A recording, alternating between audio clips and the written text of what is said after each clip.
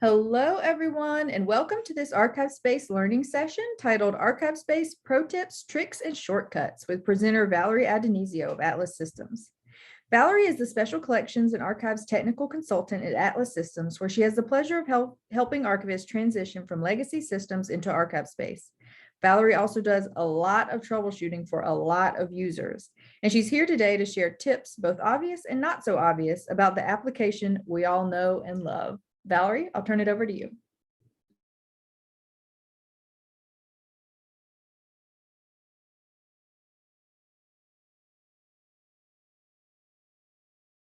All right, everyone. Hello. I'm going to get right into it because we got a lot to cover.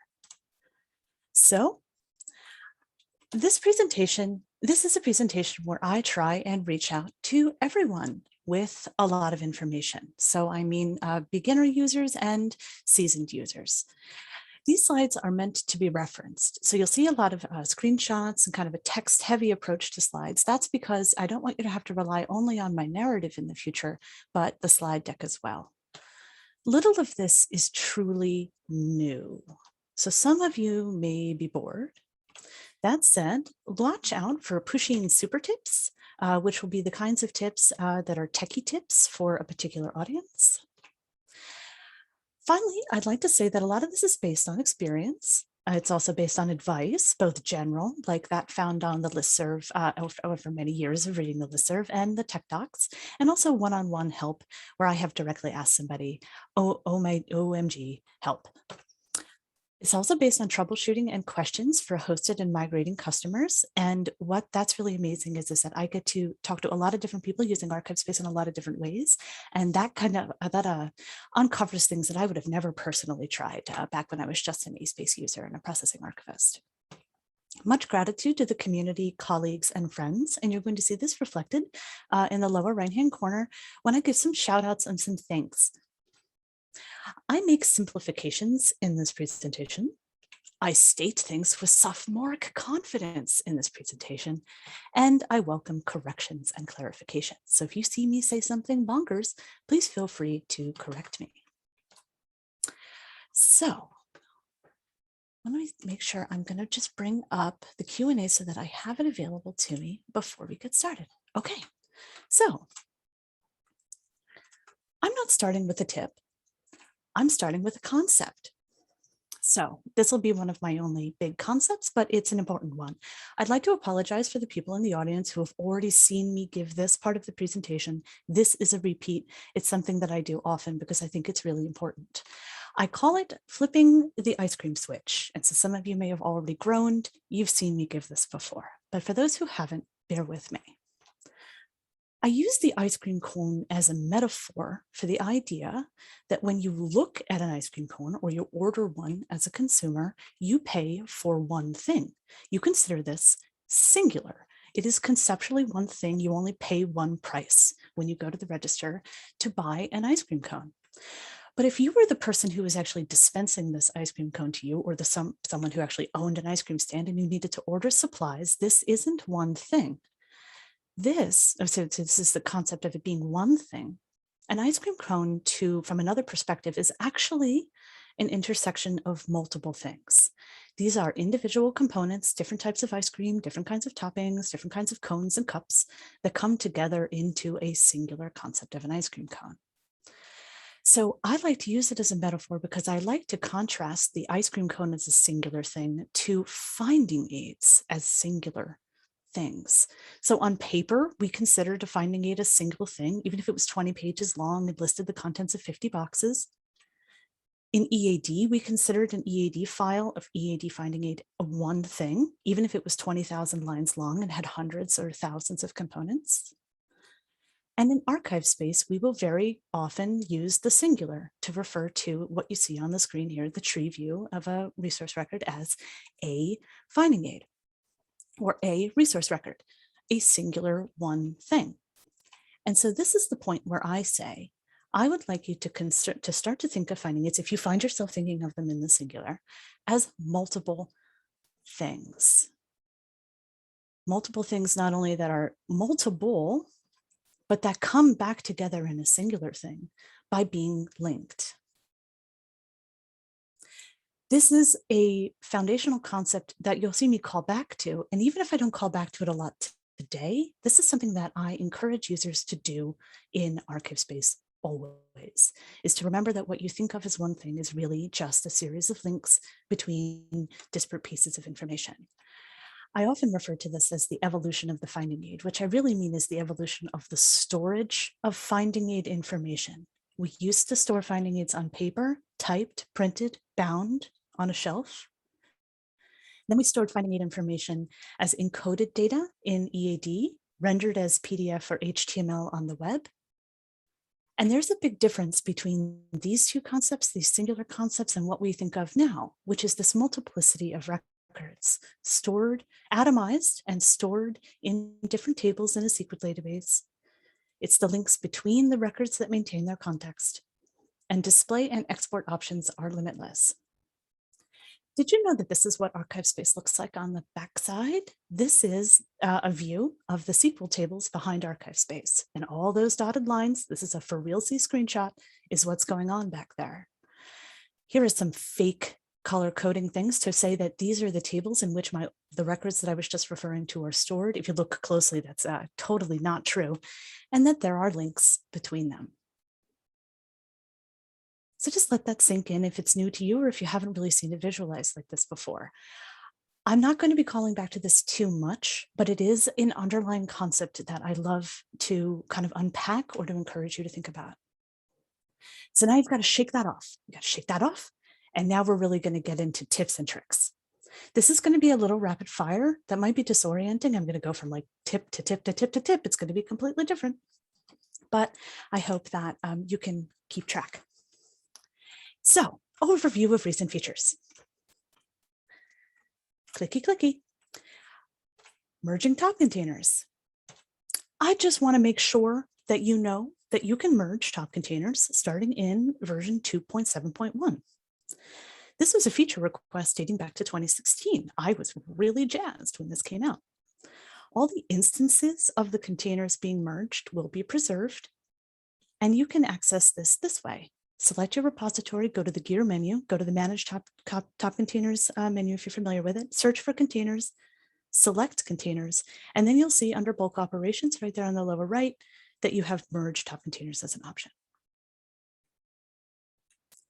I want to make sure that you know, just making sure that you know that you can unpublish all starting in version 3.0.1. And more than this, so here's the new button, unpublish all, and more, you can now publish or unpublish at all levels of the tree. So if you only want to publish or unpublish a single series and all of its children, you can also do that. So this new functionality is not just the ability to unpublish, it's also expanding the ability to publish at any level and then can include its tree, its children. Let that sink in, because that might be a game changer for you. This was a popular plugin developed by Cambridge University. So thank you to Nick Butler. You'll see my little call outs in the lower right. I won't always read them, but they are there, sharing the love to the community. Now, here's a prompt. I want you to embrace your column display settings. Starting in 2.8.0 and especially in 2.8.1, you are given a lot of column settings in the SAF interface. They are available to you via the drop-down menu next to your username. So in the upper right, you can get to them either from any one of those, global, repository, or user preferences. You are given a lot of options. You can now add columns and set default views and set default sorting for almost every browse view on the staff side. Do not pass these by. I remember years ago really, really wanting to be able to change the column headers. And then I got used to it. I kind of settled into a groove and I'm like, okay, fine. I can't put the identifier information where I want it to be. So the reason I say don't pass these by is you may become accustomed to the certain views of ArchivesSpace and you don't even know how much more awesome those views could be. Revisit these. I promise you one less migraine a year if you go check these out. So this is what they look like. Once you get into user preferences, look at all of the options that you can choose on the left-hand side. And then once you click into one of those menus, you get a lot of options. Now there's a pro tip here too. Once you get your column headings looking the way you want, once you reconsider, hey, look at all of the new fields that I can put on these browse menus, you're also getting the ability to create on-the-fly reports. Once you get this screen, this is the accessions browse screen in my inset screenshot here. If you hit the download CSV button here, you get a CSV of what you have on your screen. So if you want a quick list of, I want to know every single resource and every single resource identifier, configure your columns to look the way that you want, go to that view under browse or search, and then download a CSV of your results, and you will have everything that you want in a spreadsheet format where you can sort and repurpose that data for other uses. Okay, new topic, know thy config. I'm about to give you tips on ASpace configurations. ASpace configurations are hidden from most users. They're out of your control. So my first tip on this whole topic, this whole category is, I did 2 webinars on just the config. It's 2.5 quality hours just on the ArchivesSpace configuration file. I did 2, know thy config and introduction, where I go through what is the config, where do you find it, and I demonstrate simple changes. But I also did an in-depth hour on just inheritance, which if you're not aware of it, will blow your mind. I do a deep dive into inheritance and how to tweak it in the config. It comes with downloadable sample code on the webinar page so that you don't have to do exactly what I've done. You can just copy the stuff that I give you. To get to that, just Google Atlas Systems Training Webinar Config. I'm leaving these little Google searches, and I've tested all of these, by the way. This really will bring you to what you're looking for. You can also hand type in the URL. I'm doing this instead of pasting a whole bunch of links because I know that you might have to come back to this. You can increase the time before ASpace automatically logs you out. Have you gotten this? Has it frustrated you? You were only away from your machine for a few minutes? This is called session time. It's managed in seconds. So it looks like this in the configuration file. The session expires after 3,600 seconds. 3,600 seconds is 1 hour. So if you want it to be longer than that, do the math and you can increase that and have change that configuration, restart ArchivesSpace, and you can set it for 8 hours if you want. You can increase page size and result size in both the SUI, which is the staff user interface, and the public user interface. Do you ever get this?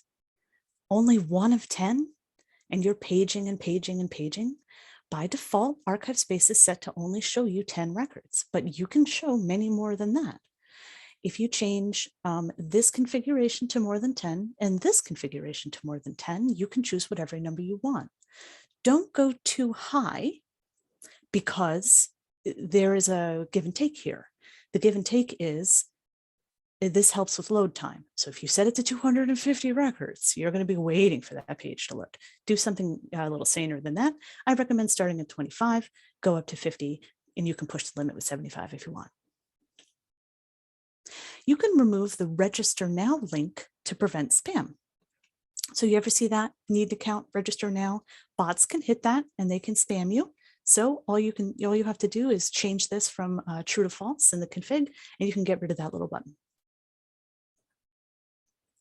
You can change the barcode length globally or per repository. So the next time you're on a top container record, notice this little band of text here, which you may or may not read, or your eyes probably skip over.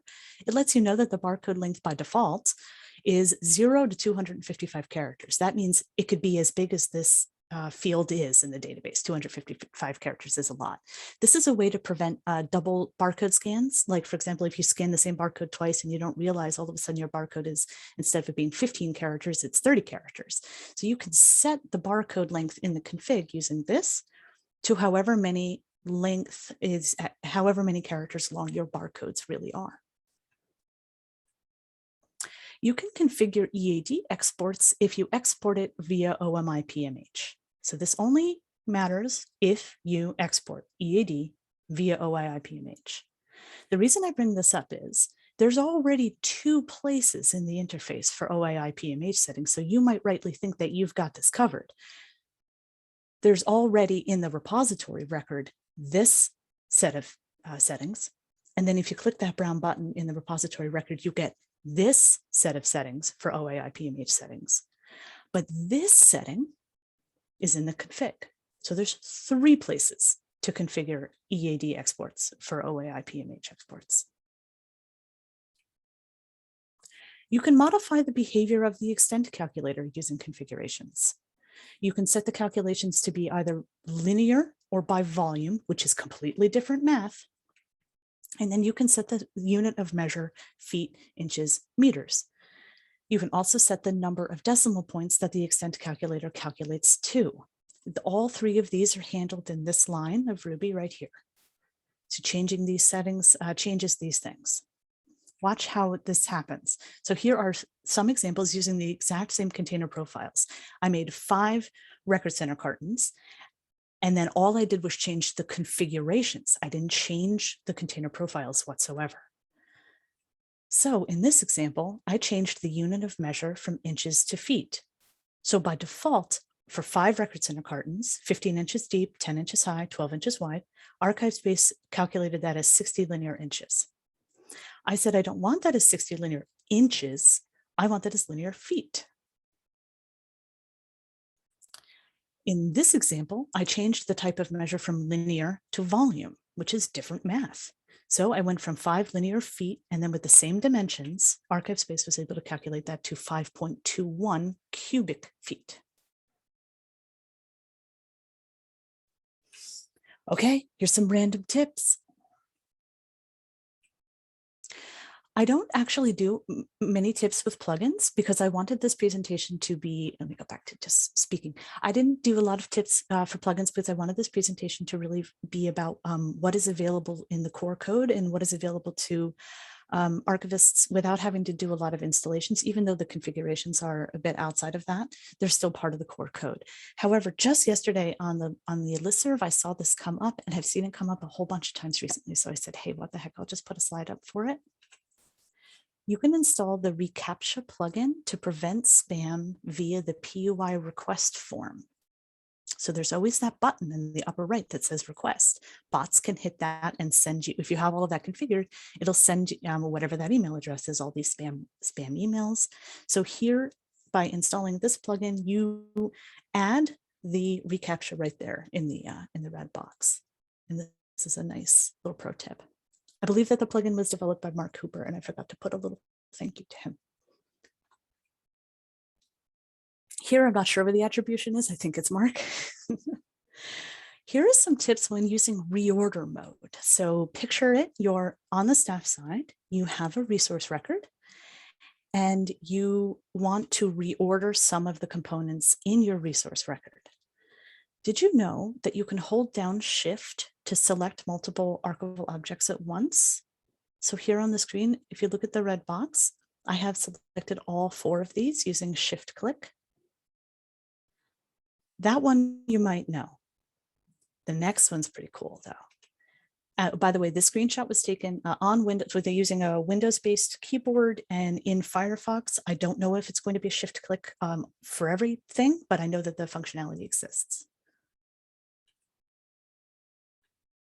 Did you know that you can hold down Alt and select in a new order? So same screenshot, but look at the numbers this time in the red box. 4, 1, 3, 2 is the order in which I clicked those things. So if I wanted to do a really quick intellectual rearrangement right here, all I do is hold down Alt, select the AOs in the order in which I want them to be. I want Easton, Pennsylvania, Plain 10 East, Newark, New Jersey, and Waterloo Village to rearrange themselves. When I drag this now somewhere else, when I lift off my drag, they will be in that order. That's pretty cool. It doesn't make a lot of sense really with only 4 things, but if you're doing an alphabetical rearrangement for something, instead of having to individually drag them, you can hold down Alt and select them in the new order in which you would like them to be. And once again, this is on Windows in Firefox. And last but not least, do you need to delete a whole bunch of stuff? And this always happens, let's say like the Spreadsheet Importer. Say you use the Spreadsheet Importer and you just created a whole bunch of archival objects and you're like, oh no, I made a typo or I made something. And I'm like, oh, I have to delete all those archival objects one by one. Move everything into a single series and then delete the series. So that might be a really obvious tip, but I love that tip. So on the left-hand side, you see that I have a series 1, subseries 1, and then a series 2. There's a little bit of structure there. So say I have to delete all these. I moved them all under series 1, and then I just delete series 1 instead of having to delete every archival object individually.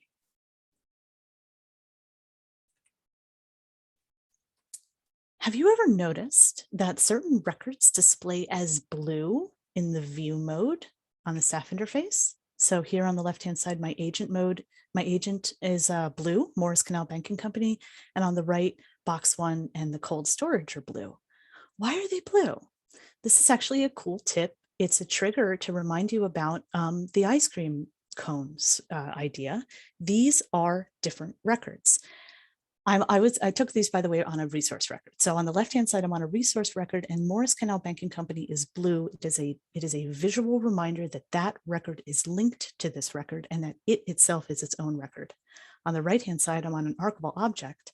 I'm looking at my box number and my box, and I'm looking at my location record. The location itself and the top container itself are other records stored elsewhere in the database and linked to this piece of information. Focus on the right screenshot. So, and picture yourself here in ArchivesSpace. So you know where I am. I'm pretty sure, right? I'm on mixed materials. I'm in a physical instance. I want to point out something that's kind of like that you wouldn't think about these blue records. Anything that isn't blue lives in the archival object. So in the archival object, the type mixed materials, I'll skip over if it is representative. Type mixed materials, child type folder, and child indicator 1 live in the archival object record. But the box information, the vital piece of information of box 1 lives someplace else. It's interesting to me, and it comes up especially if you're doing API work, or if you're starting to think a little bit more about how this data links together, that if you were just after this important piece of information of box 1, folder 1, those two pieces of information are useless on their own. Box 1 could mean any box 1. Folder 1 is even more useless. You have to combine those two pieces of information together for us to find folder 1, box 1. But it's interesting to me, and it becomes problematic sometimes when you're working in the API, that two pieces of vital information are actually stored in two completely different places in the application. And the blue records, the reason I like to bring them up is that I like to cultivate this mindfulness, this ice cream cone mindfulness, that these records live all over the place. And it's just the interface that brings them back together for you.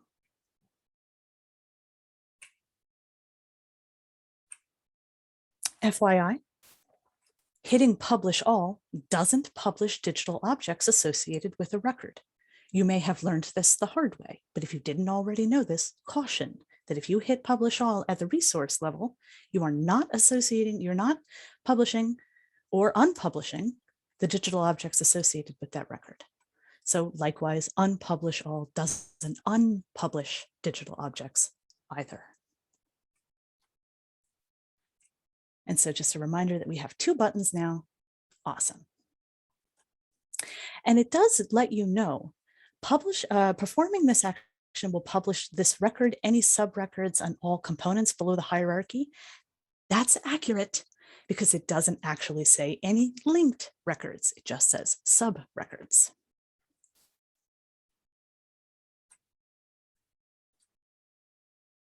New topic. Have you checked your permission groups lately? I'm assuming permission groups are something that you set up a while ago and rarely, if ever, return to. But I want you to know a few things about them and kind of prompt you to rethink them. First of all, your permissions affect your view of ArchivesSpace. Staff may not realize that they are missing functionality that they may want or need. It has been rare to date, but new versions of ArchivesSpace might add permissions to these menus. And so I want you to remember that they exist because, like I said, you may have set them up years ago because you should revisit them. And note the following new permissions as of 301. And I'm sure Christine will mention this a little bit later this afternoon, that there are 2 new permissions as of ArchivesSpace 301, view contact details for agent records and work with agents in full mode. So this is a prompt to remember that these permissions are there, revisit them periodically, and make sure you know whether or not anything will change here in a new version. Speaking of users, did you know that permissions affect what you can see on the staff side? So depending on your level of permissions, you will or will not have certain buttons and certain menu options. This is probably old news to a lot of you. I totally acknowledge that. But if it's not old news to you, it can blow your mind.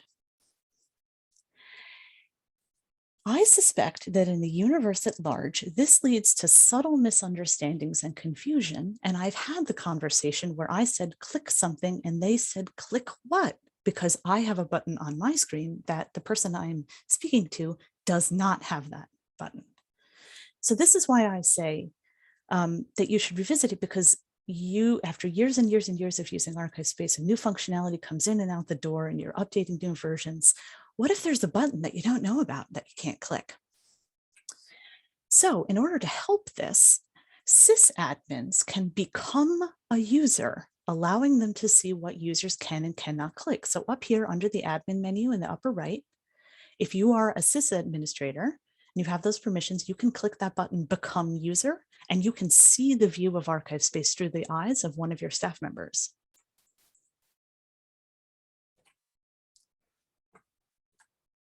FYI, admin versus system administrators. This gets confusing. The admin is the most powerful account in ArchivesSpace. When I say this, I literally mean, the username literally spelled ADMIN. The admin account defaults to full permissions.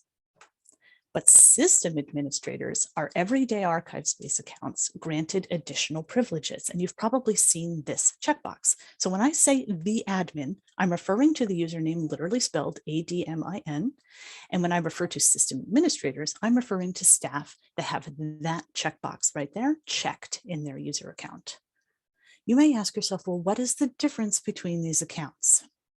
The only difference I am aware of on the staff side is that the admin has access to the system information view. And I'm going to say that in just a minute, coming up next to what that means.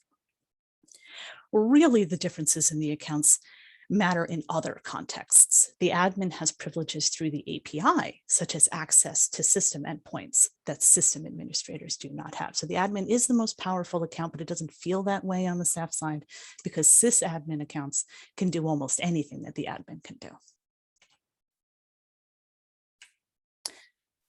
Another fun fact about the admin account, it can see system logs in real time in the staff user interface. So if you are a user who doesn't have access to the logs, especially if you are a hosted customer, did you know that you can see the log if you log in as the admin?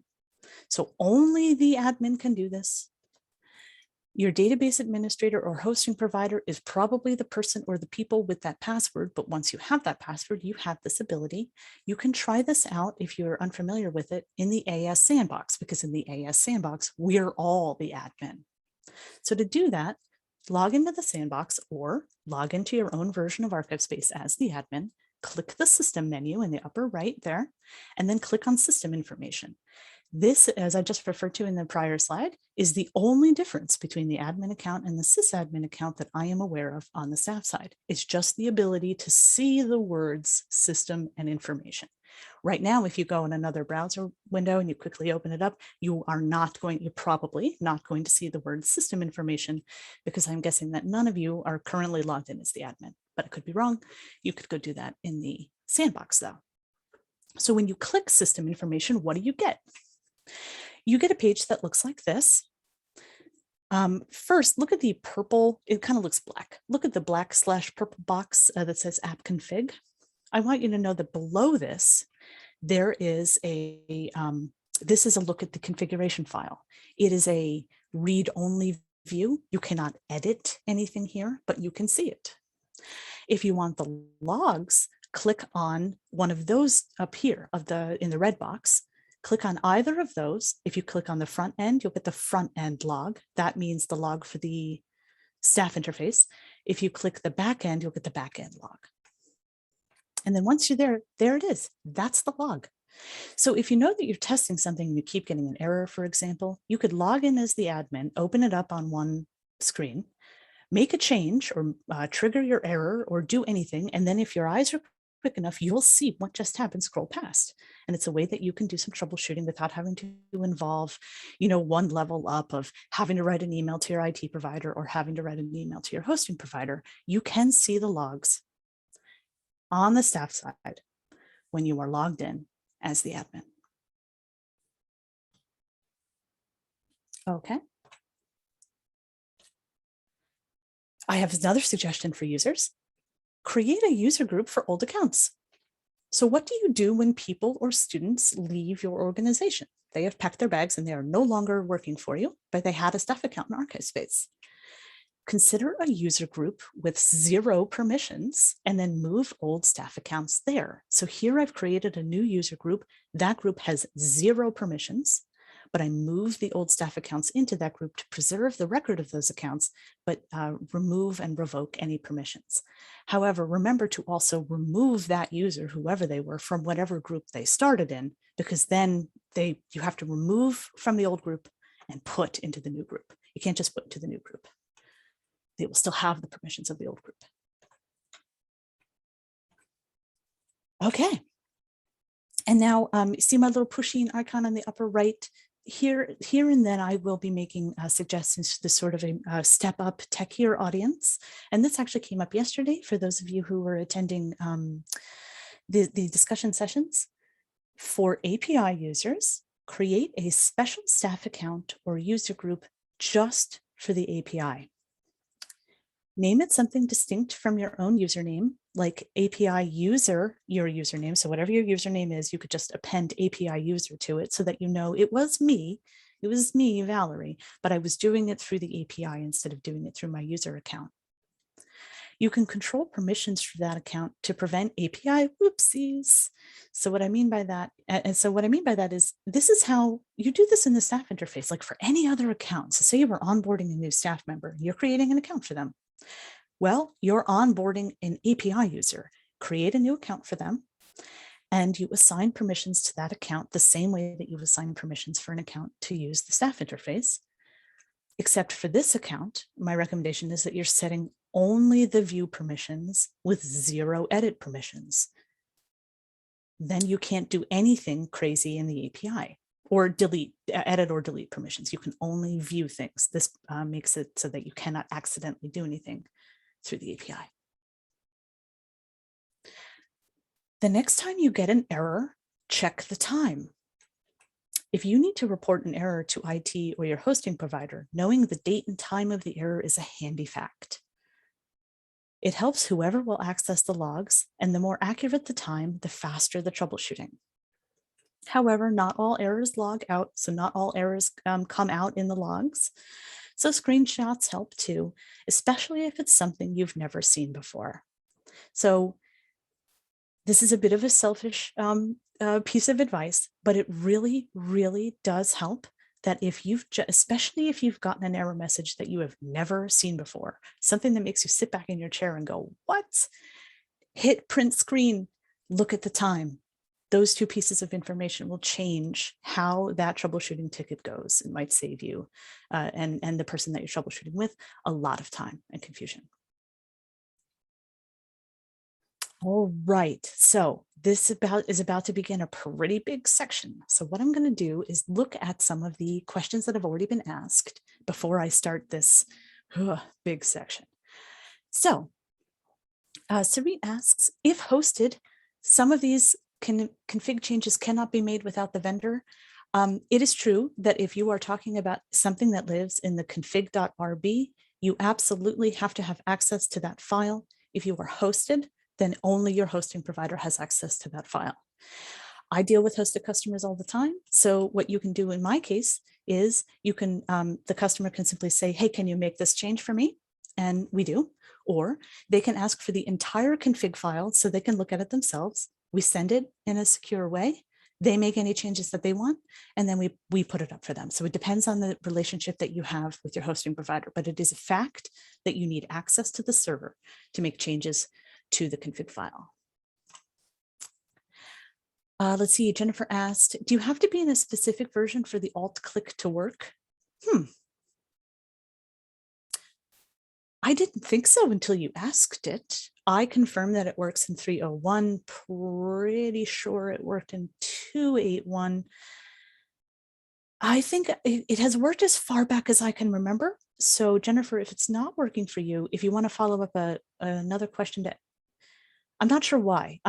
So I am using a Dell keyboard. That might be another thing. Try using Control or a few other different key combinations to see if it's not working for you. But I'll see if I can find an answer to that.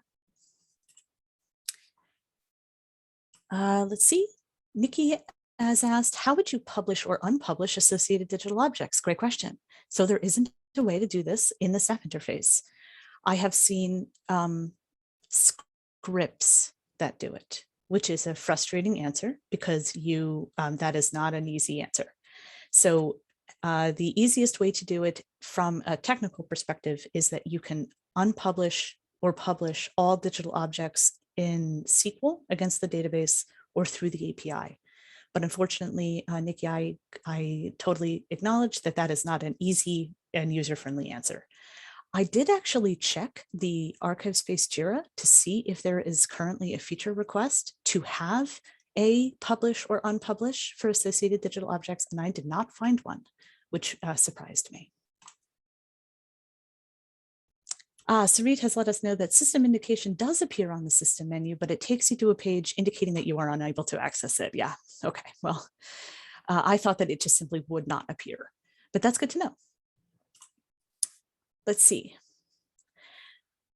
Is there any chance that some of these customizations, Linda asks, is there any chance that some of these customizations will be available in the staff interface in the future? Not all of us have access to the API, so having them there isn't very useful. I would like to just clarify that nothing I have said other than the answer to Nikki's question about unassociated digital objects is available through the API. These things are available. The config section is available on the server. Now, I know that that means that's still a barrier to entry, but someone, I promise you, has access to that file. So it is not something that, and this is why, so I really recommend my 2 webinars on the config, because in my 2 webinars on the config, I start with the assumption that you're not the person who has access to the server.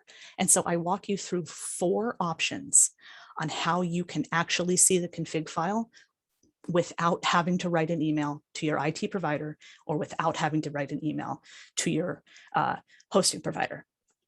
Now, admittedly, you are not getting access to your config file, the file in which you make these changes, but I do get you access via 4 different ways to a config file so that you can see what I'm talking about, make changes locally on your own instance of ArchivesSpace if you install it locally on Windows or on Mac, and at least you are familiar with it, so that when you write an email to your IT person or your hosting provider, it doesn't have to be ambiguous. You can simply say, can you set PUI search result page size to 25? And they should be able to do that for you. It is not something that you have to do through the API. And I really recommend, I know that that's a very brief answer, but I promise that my first webinar, the introduction to the config, is a solid hour on how to empower you to have that conversation. It is a beginner's presentation. It is not an API or an advanced user's presentation.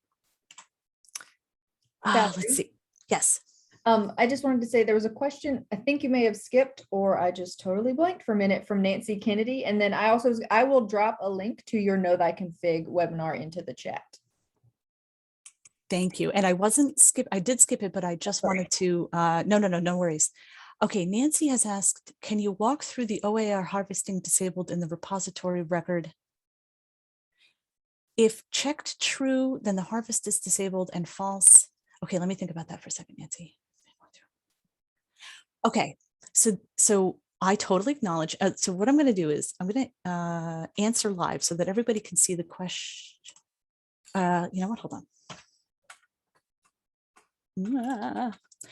I completely acknowledge that how these things are phrased is confusing. So what I'm going to do is I'm going to manage repositories, and I'm going to pick one of my random repositories here, and I'm going to bring up what Nancy's referring to. So right here, Nancy, let me zoom in. There, go away. This is the question. What does checking this checkbox do? Disable it or enable it? So this happens all the time in configurations. I acknowledge that that's confusing.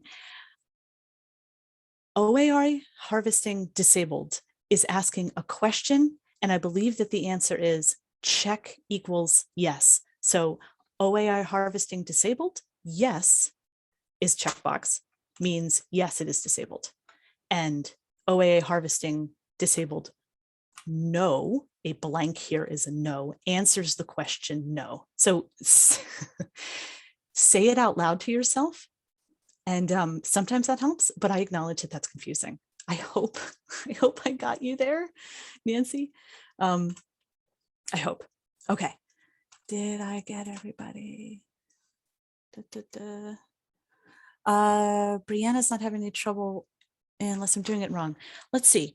Let's do that, everybody together. So browse, resources, leave page. And here we're talking about the, I'm going to get a worthwhile example here. Okay. So first you have to hit enable reorder mode. Hit enable reorder mode, open up anything, and then I'm holding down Alt, and I'm, wait. Are you not going to work for me live on the internet? But I took the screenshot. Is it shift? No, okay, shift is 1, 2, 3, 4. And then, but I took the screenshot. What is going on? Is it, oh, wait. It's control. Oh no. I put Alt. It's control, everybody. At least it is on a Dell keyboard. I apologize.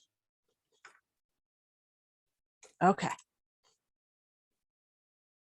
And now we're back to the presentation. I think I got all of the, and try control everyone and let me know if that works.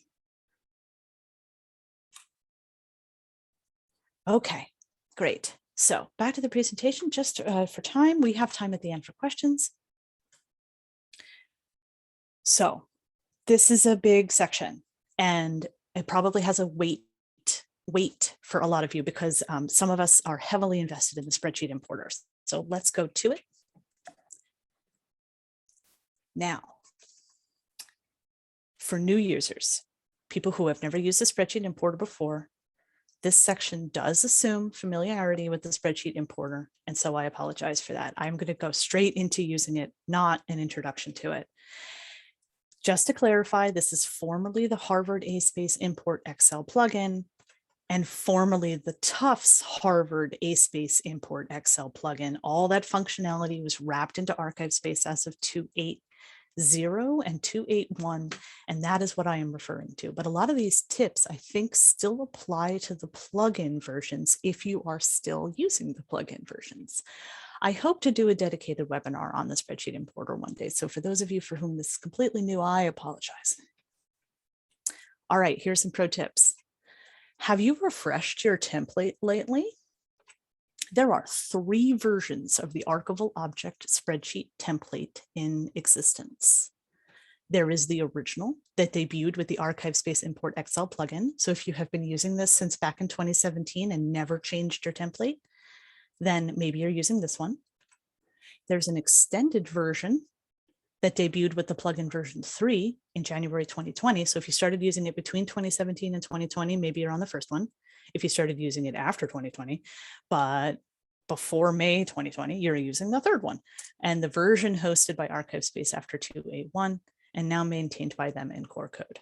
So you're like, well, that's great. There's 3 versions. I don't remember when I started using it. So all of them work, but which one are you using? Here's a quick way to tell which one you have. Does your template have a column called resource URI? You may have to unhide columns in order to determine that. If yes to this question, then you are using one of the most recent versions hosted by ArchivesSpace, and you can stop reading the slide. But if no to that question, does your spreadsheet have a column called top container indicator and 2 in parentheses? If yes to this question, you are using the extended version of the spreadsheet, which is the second version. And if no, you are using the original spreadsheet, the 2017 original spreadsheet that debuted with the plugin. What are the differences between these different templates? A lot of this I just grabbed off of GitHub, so thank you to the original user documentation writers for the plugins. In the extended version, and I will read these, but relatively quickly because I want to move on to some of my other tips. The extended version allows you to individually set publish or unpublish for notes. The extended version has the ability to add agents as a source and a subject, not just a creator. The extended version expanded the number of agents and has directions for adding even more agents. Same for extents. The extended version allows you to add more than one extent, and you can add as many extents as you have the time for. And finally, the extended version added support for more than one container instance, and again, the ability to add more container instances.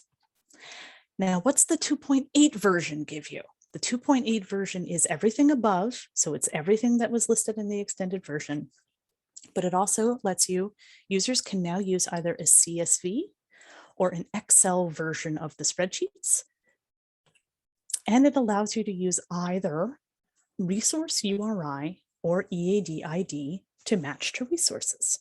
And I'm going to go into resource URI a little bit in a second.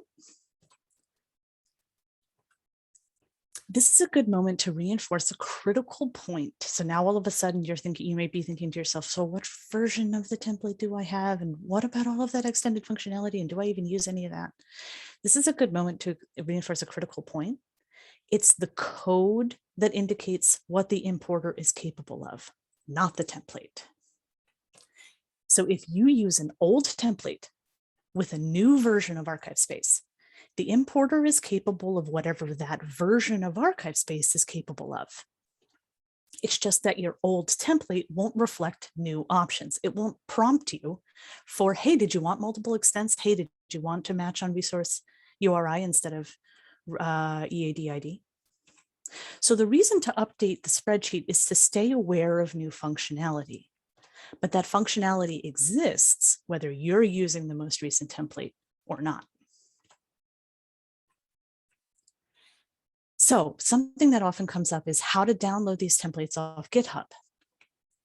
The most recent versions live here. And when you click on that link, this is what you see. And familiarity with GitHub is definitely a spectrum. Some people are very familiar with it and some people aren't. The first question you might have is, how do you actually download one of those files? So first, a bit about what's on the screen. There are two templates. Bulk import DO for importing digital objects and linking them to archival objects, and bulk import template for creating archival objects. There are 4 on the screen because there are 2 versions of each, one Excel version for each of those 2 files and one CSV version for each of those 2 files.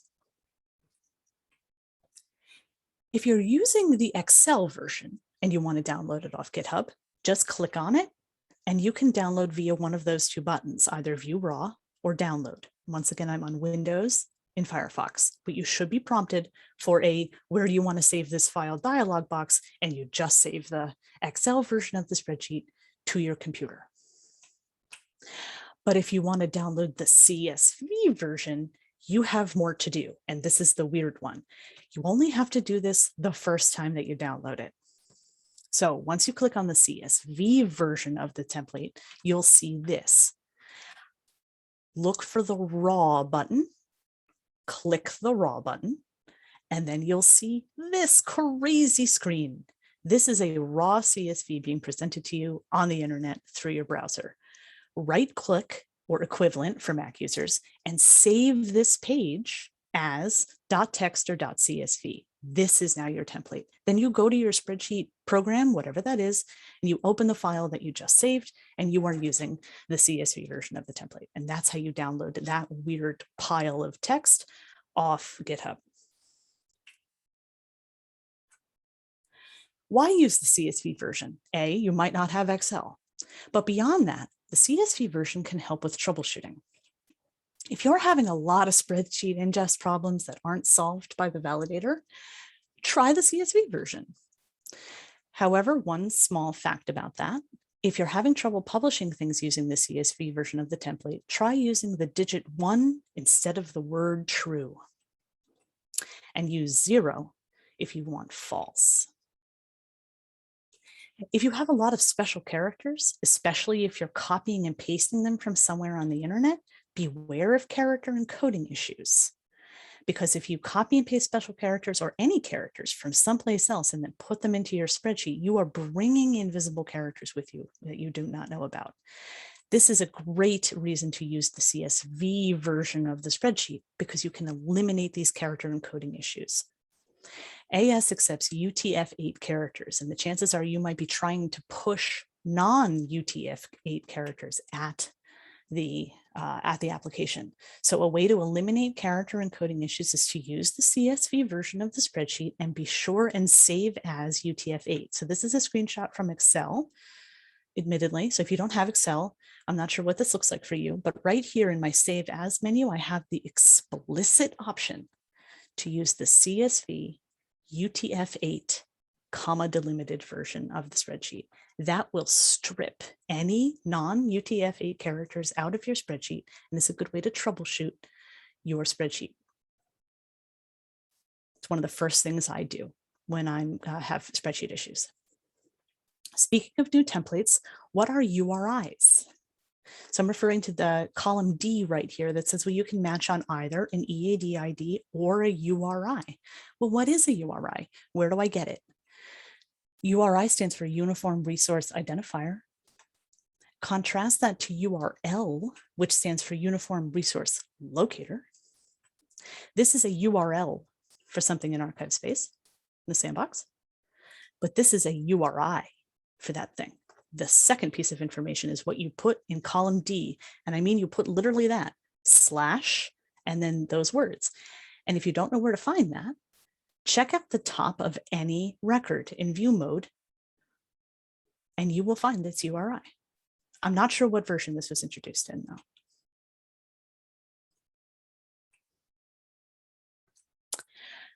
This is a big one. You can add notes to the template. The current template already supports 16 notes. There they are. But there are 28 notes available in the interface. I have successfully added new notes to the template. And I'm specifically talking about notes. I'm taking advantage of existing functionality. I'm not introducing new functionality to the template. I'm just expanding functionality for notes that's already there, which means you can't just start adding everything under the sun to the template and expect it to work, but you can add notes. Here's how you do it. Open up your spreadsheet and look really, really, really closely at your notes section. Look carefully at the notes in your pre-existing template, and you will see these N's and P's before these words. That stands for note and publish. So add 2 new columns for the note you want to add, one for note, one for publish.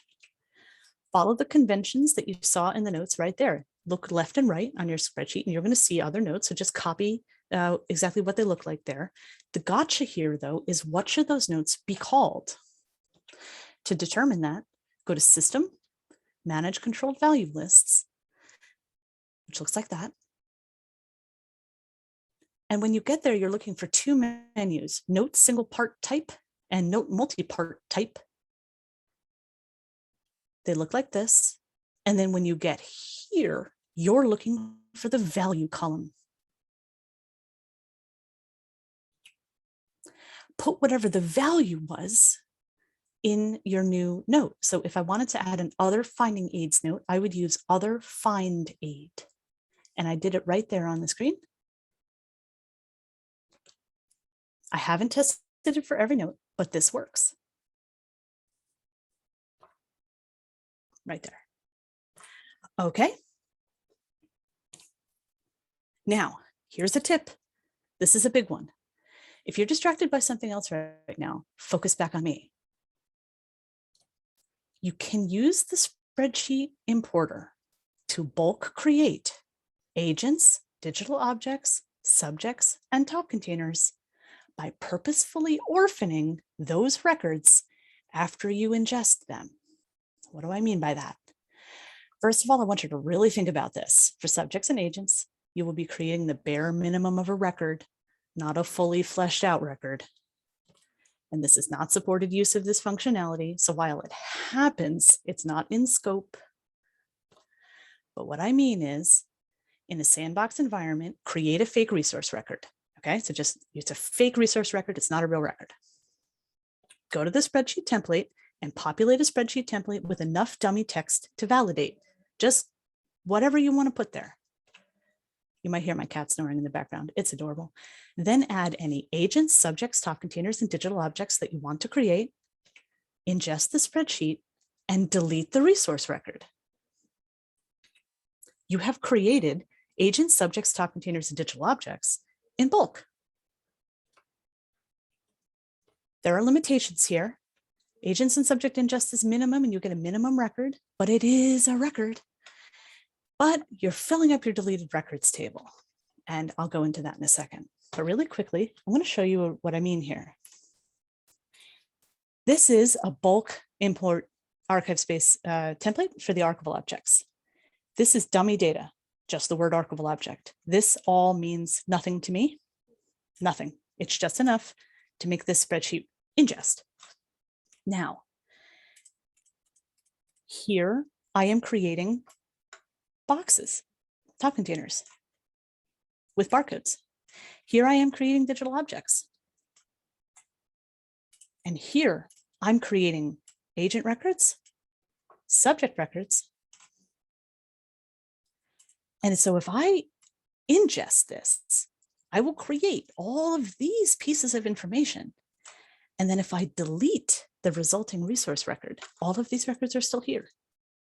And it is a way to kind of hack the spreadsheet import template to help you create bulk records. Now, remember, these records are not going to look awesome. So if I go and look at these agents, just going to pick one at random. All I'm getting, I mean, it's there, but it's not very robust. Both pieces of information are in primary part of name, but you are getting bulk created agent records via the spreadsheet importer.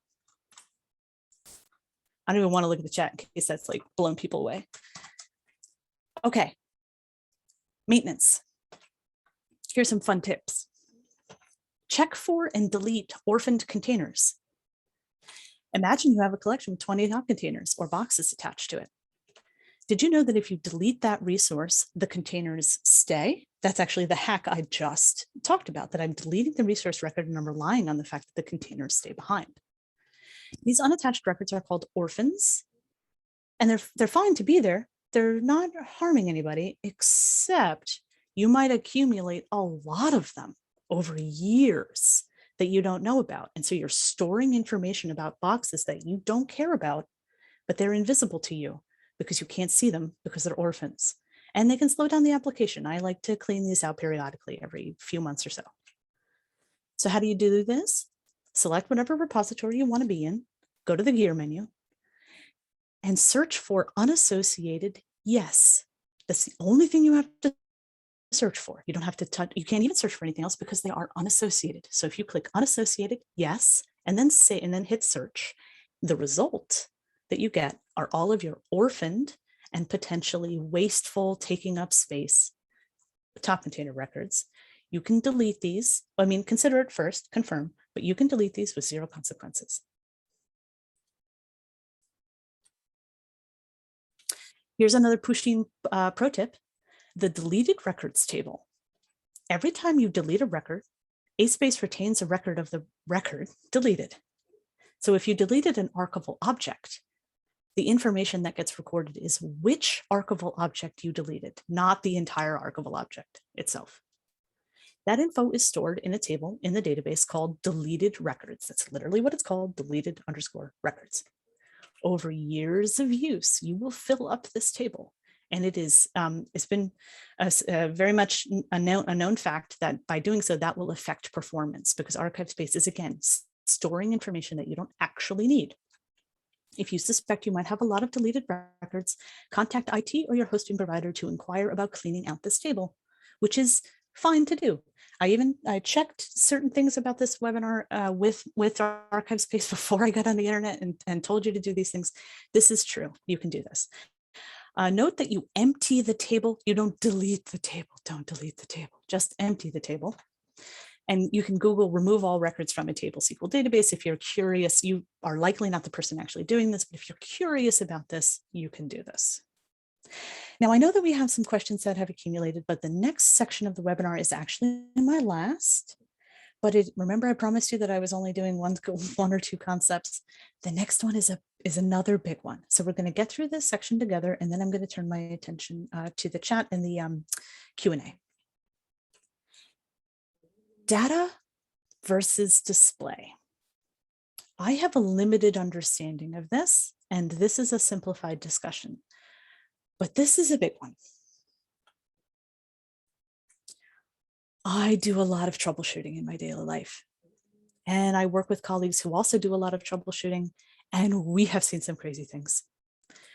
When I hear a problem, any problem, my very first troubleshooting filter is whether this is a data problem or a display problem. Data refers to the bits and bytes stored in your database. Display is what you see on your screen. So when something comes in, I immediately go through two troubleshooting checklists of, is this a data problem or is this a display problem? My troubleshooting brain kicks into action and I can make a series of informed decisions. For display problems, I am choosing among any of these. It could be an indexing issue, a customization issue, a configuration issue, a plugin issue, a style sheet issue, a bug issue, a recent update, or user error. Here's my point. It's never a data issue. I have never actually seen corrupted data in ArchivesSpace. The bits and bytes of your actual data is always there. It's just displaying to you in weird ways based on one of the 1, 2, 3, 4, 5, 6, 7, 8, 9, one of the other reasons on the right-hand side of the screen. So one point about raising this is, if you are having trouble seeing, searching for, or displaying your data, don't panic. Don't panic. Don't panic. Your data is probably fine. The 15 years of like legacy collections, the 30 years of legacy collections, the bits and bytes that you migrated so hard to get into your database, they're fine. It is probably a display issue. One of these is a much more likely concern, and there is my list again. So each of these things is solvable, and almost in no cases does this result in actual data being lost. I bring this up because sometimes there's emotion involved, there's frustration involved, there's where did this go, what happened, what did I do? Oh no, you didn't probably do anything wrong, your data is probably fine. The PUI is a false witness. This is the other point I'm going to hammer in a little bit right here. The PUI is a false witness. Always troubleshoot on the staff side in edit mode. If you can see your data on the staff side in edit mode, it's there and your data is fine. A very common and disorienting display problem is an indexing problem. Some indexing symptoms may include a difference in record visibility between the staff interface and the PUI. I can see something on the staff side, but I can't see it on the PUI. Or I saw this thing yesterday on the PUI, but it's not there today. Inaccurate record counts, and this can especially happen. This is a tiny little sliver of a screenshot from the PUI when it lets you know how many collections there are in a repository. There's very few collections in my fake repository here, but if you ever notice that the number of collections, the count, is different on the PUI than it is on the staff side, this could be like, oh no, I'm missing records. Nope. They're just not displaying on the PUI. So if this number is inconsistent, trust the staff side, don't trust the PUI. And then another symptom, indexing symptom is when search is affected. This can be subtle and unexpected and is a major takeaway from this section. AS relies on Solr indexing for search. If Solr or the index is having trouble, search functionality will have trouble too. That seems simple. Bad index equals bad search. But the gotcha here is that ASpace is searching more often than you realize. And the biggest gotcha I have for you today is search powers display. In ArchivesSpace, search is more than these two boxes. One of these is the search from the staff side and the search from the user interface. When I say search, I do not mean these boxes. I mean, I do, but that's not really what I'm taking your time to explain today.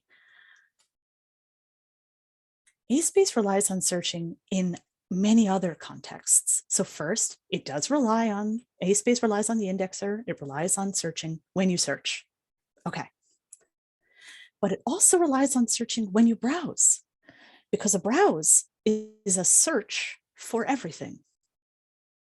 ASpace also relies on searching when you export a record, say as EAD. That has nothing to do with searching, right? That's just an export. But AS first searches for all the records that go into that EAD file, and then it formats them for you. So if there's something wrong on the search, that's going to affect your export. So exporting EAD relies on search, relies on the indexer, and can be a gotcha. Can also be a gotcha when you export something as a PDF, because when you export something as a PDF, AS starts with EAD, which I don't think you might be expecting. And so same thing, same like cascading series of effects is that there's something wrong with the indexers, there's something wrong with search, which means I can't export this EAD record, and I can't export this PDF. Not always, there's other reasons too, certainly, but it's one of the ones that gets you. And when ASpace displays context, sorry about that, that's a little bit of a typo there. When ASpace gives or displays context, and this is a big one. So this is a screenshot of an agent record. I know it's zoomed out. I'm not actually asking you to read it in detail, but I want you to realize, so at the top it says Morris Canal Banking Company. And then below it says agent type person. Sorry if that's a little small, I'm up here. Agent type, oh, person. That's a corporate entity. I put the wrong record. Well, whatever. Okay, should be agent type corporate.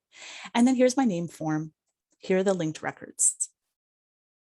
You've seen this view on the staff side of an agent record. Here's what I want to tell you.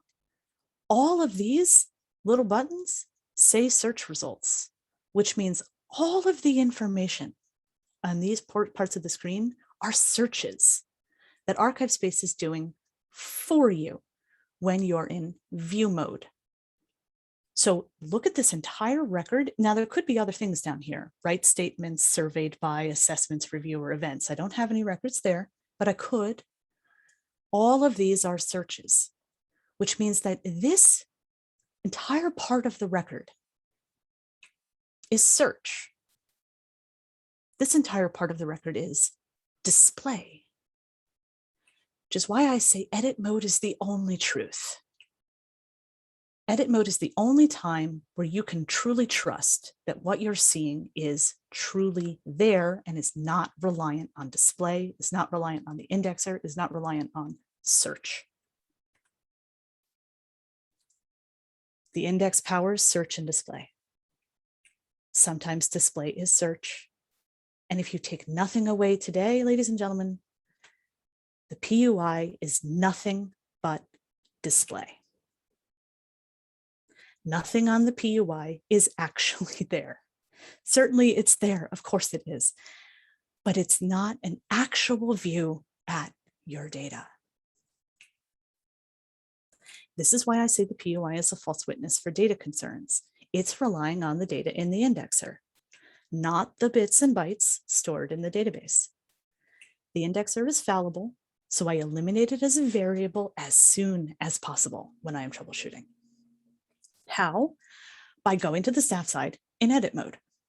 And this is my suggestion to you too. go to the staff side in edit mode. Contrast and compare what edit mode and view mode look like. You are seeing something fundamental about the database by flipping back and forth between those two views. ASpace is giving you a lot of data that you're not actually asking for in view mode. It's very convenient, but it can be fallible if you have indexing issues. View mode on the SUI can be problematic too, which is why I say again, use edit mode. Now, indexing solutions. If you have a record that's giving you trouble displaying on the public user interface, just pick one. Try making a tiny change to a record you think is affected. Make the change like adding a period. That's all I mean, like add a period, save. Wait 5 minutes and see if the problem has resolved on the PUI. Why does this work? The new save time is what triggers a reindex of that one record. ArchivesSpace says, hey, this was saved recently, let me reindex it. And then it forces a tiny little reindex. And it's a one way of helping to troubleshoot indexing problems. That's only a troubleshooting method, though it's not a solution. If your symptoms persist, you may have legitimate indexing issues. The solution to that will involve IT or your hosting provider. What they're going to do is they're going to delete the index. It sounds harsh, but it's not. And it will rebuild itself anew. This can take hours, 2 days, which is not an exaggeration. Depends on how big your repository is. So here's a tech tip. Read the tech docs on indexing. It's been updated recently. It's pretty cool. Google recreating indexes ArchivesSpace if you want to see what I'm talking about. There's a video linked from that page. I think it was Blake Harbour, who talks a little bit about indexing in ArchivesSpace. That's where I got some of this information. There is targeting indexing to help offset the time for full reindexing. So if you don't have days, you can try a targeted reindex. What a targeted reindex means is it just reindexes one type of record at a time instead of the entire database, which takes a long time. And also another tech tip, I know that not everybody here is going to know what this means or is going to have the opportunity to use it, but you can trigger a reindex in the database by setting the system time to now. Finally, this is a cool tip. The entire JSON record is indexed in a PUI. I know that that doesn't necessarily mean a lot for you, but let me show you something really awesome. Maureen Callahan and Mark Custer recently let me know, oops. Okay, we're at 1:15. I want to bring that back up. Darn. There is a great search hack in the PUI if you search for digital_object. So what I'm going to do is I'm going to go to an ArchivesSpace PUI. I'm going to bring it up for everybody. And watch what I do. This just came up yesterday. It comes up all the time. I am in the, I'm in the Loretta Ross papers at Smith College. This is where it was demonstrated to me. And I want to know what in this collection is digitized. There is no way to know that. But if you search for digital_object and hit search, all of these have digital content associated with them. This is not the way it's supposed to be. This is a hack that was demonstrated to me by Mark Custer and Maureen Callahan. And they get credit for letting me know about this.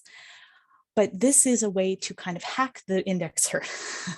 So there is currently a feature request, which you can comment on if you're interested. Search the ArchivesSpace JIRA ticket for ANW 1157 if you would like that to be a feature instead of a hack. And Maureen has written an excellent ticket about that. So it's ANW 1157. And finally, you may be wondering how I learned all this. It's not me. It's a community of people and kindness and patience and help and years and reading the listserv and participating and listening at conferences. So I'd like to thank everyone on the screen, everyone who has attended. And now I'm going to do my very best to attend to the questions in the chats. So let's see. All right, everybody, where do I drag it to? Okay. Okay. Okay, Elise has asked, we have a lot of orphaned containers from our migration to ASpace from Archivist Toolkit. If we deleted these orphaned containers, does that mean we have to recreate the containers for the related resource record? Or is there a way to connect these orphaned containers to an existing record? There is a way to connect orphans. So first of all, if it is orphaned, it is truly not associated with anything. So if you delete it, it has no effect on anything else. But it sounds like what you would prefer to do is get those orphans to, let me see if I have some. I hope I do. Unassociated, yes. So I'm going to, darn. Okay, hold on. I'm going to go create some orphans. So that's so cruel.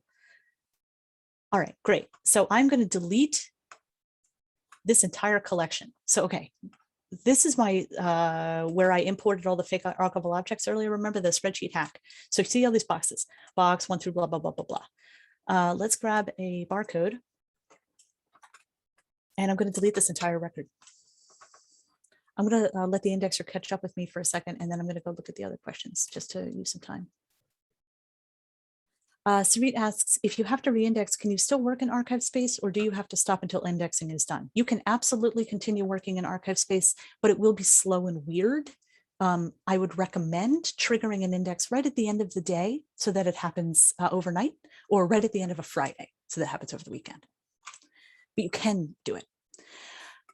Okay, let's go look at those orphans. Unassociated, yes. Now all of my thingies are unassociated. So here's, I forgot your name, Elise. Here's Elise's problem. She's got all of these orphans and she wants to associate them. The key here is, how do you find these orphans? So let's go back to one of my other resources, and let's say I want to put a top container in this collection. And so I'm going to add container instance, type whatever. I can't help it. I'm just such an archivist. I put it, okay. So if I browse here, you can unassociated containers, yes, yourself again. So take away this unassociated containers, yes, search, and now you're going to have potentially a very long list of orphans. So at least you may have hundreds here. I know that that might be a little unyieldy for you, but I could then take one of my orphans. So note by everybody that I have 20. As soon as I link this one, I'm going to go back to manage top containers, unassociated, yes. And in a few seconds, the indexer is going to catch up to me. And eventually this will say 19 instead of 20. But it might take a few minutes.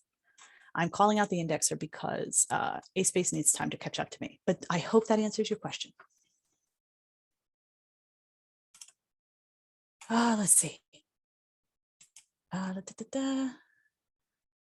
I'm going to say, for all of the experimenting on the control clicking, that it's just a matter of experimentation. I'm not going to be able to answer sort of every different way that could happen. I'd say create a fake resource record or work in the same box and try dragging and dropping those into different series, and you'll get familiar with the way that happens. I'll see if I have time to demonstrate that. Let's see. Thank you. Oh, good. LT got back. I hope I'm pronouncing your name right. So listed is a great idea. Start with the introduction.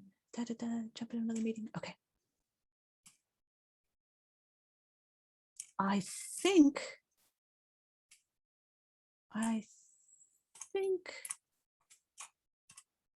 we're doing well. Just import.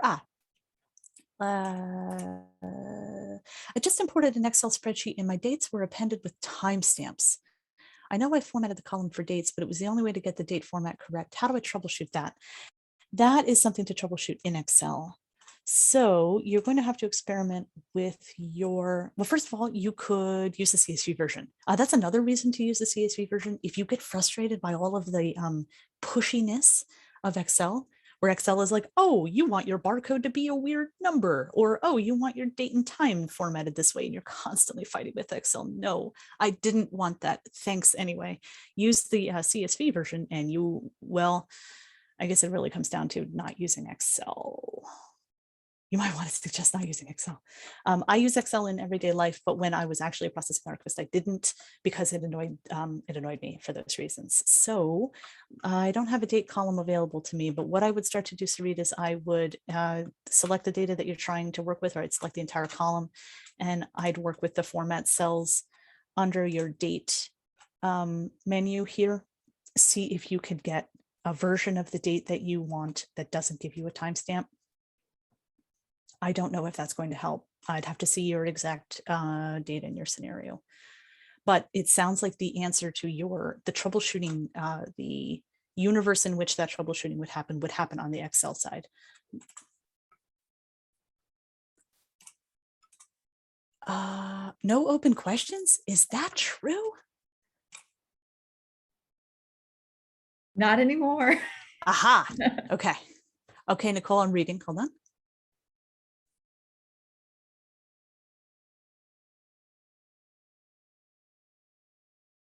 Oh yeah, Nicole, that's classic indexing.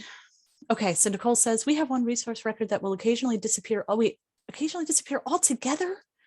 Unable to be found in either the staff user interface or the public user interface.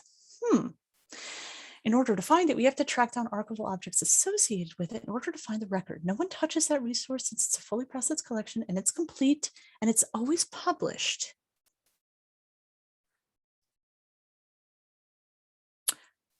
Nicole, what confuses me about your question is that it happens on both the staff user interface and the public user interface. If it happened on the PUI, I'd say that sounds like an indexing issue. Here's what I suggest. I'm not sure that I have an answer for you, but I do have some troubleshooting tips that maybe can help a little bit. If today is one of the days where that resource record is there, go to it today after our whenever, and write down its URI. So remember this information. Elise, I see your answer. The answer is no. I'm sorry. I'm going to get back to you in a second. So let's say fake collection here is this haunted collection, the one that no one can seem to find, even in the staff interface. If you can find it today, write down its URI, which is right here. This will help you find it in the future, at the very least. It will also allow you to, if you ever are able to communicate about this, you can point out which exact repository this is. So here's what's cool about this. If you lose it again in the future, you can take this number right here, 201, and you can put it up here, 201 at the end of and it'll bring you directly to your resource again. So at least the next time that you find it, you should be able to, at least next time that it's lost, you should be able to find it here. Also, open this record, make a small save, add a period, add a space, add something insignificant, save the record, take away your period, save the record again. That will have triggered a reindex of this one record, and then wait and see if that helps. And then my last piece of advice, although you've probably already checked this, is make sure that it's not suppressed. It probably isn't suppressed based on your description, but I don't know after that. The last and biggest thing that you could try is a complete reindex. Elise asked, is there a way to determine where an orphaned container originated? Probably not. If I had more time, I would, I'm looking back at Nicole's answer. So you might be able to see it in the, yeah, Nancy. So at least this may not help you. There may be some information on the JSON record, which you can't see, which is why it doesn't help you, that might help you. But I'm not sure about that, and it would take me some time to determine that. So what I'm referring to is there is more information about records than ArchivesSpace shows us. That information is available through different views, through the API, through the database. There may be a field hidden from your view in the public user, in the staff interface, that would help you track down where those resources came from, but it would take me additional time to find the answer. So I'm sorry that I'm not giving you a robust answer in the time we have. But that one's got me thinking. Nancy said we've done that too. The URL will come back as not existing.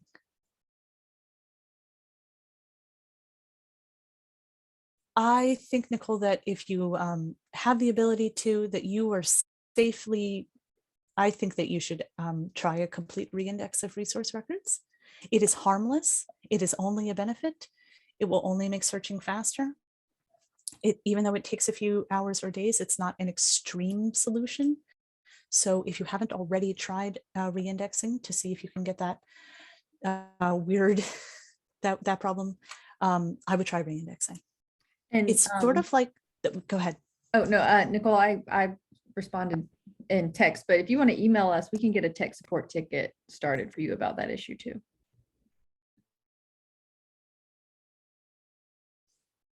Okay, so I only answered some of those questions. Here's what I'm going to do. I have very little time left, but I wonder if I could really quickly get up Postman and see if there's any information about orphaned containers. I'm thinking out loud to myself, everybody. I'm sorry. Oh, you know what else, Elise? Do you still have a copy of AT? I know that it's defunct and you're not using it anymore, but if you still have a copy of the database, this is a techie solution. It's going to take more than just yourself. You could maybe determine what records those were associated with in your original database, map them to the, so I've done this kind of work, map them to the top containers that came into ArchivesSpace, and then maybe recreate the context. That's a increasingly complex answer. It's going to take, putting that DB into a MySQL database and doing some querying, but at least that might give you some original context.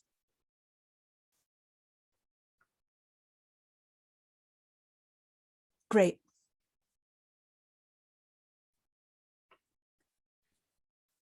Yay, happy feelings. Happy feelings all around, Valerie.